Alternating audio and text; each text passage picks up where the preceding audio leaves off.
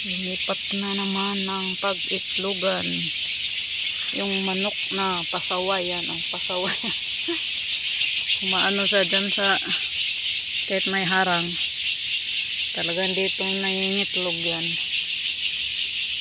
na kakawalis ko lang, inano na naman ano, pasaway na manok. Yan, oh, kinaano niya, kinakalat niya.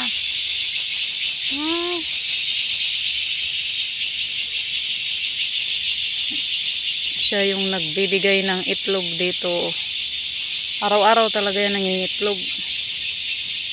Kapon di ko kasi nakuha ito, kaya dalawa na lang. Dalawa na. Kakaitlog lang ito eh.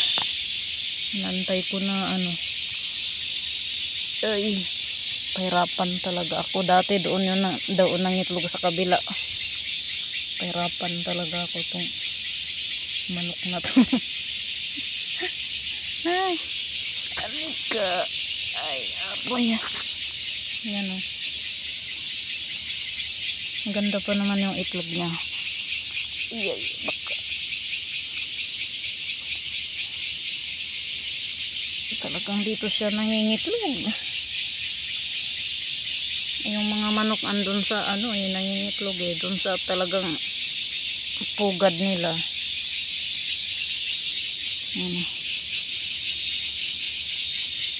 Libreng itlog. Marami namang itlog yung ano, yung iba. Ang ganda talaga pag may sariling manok.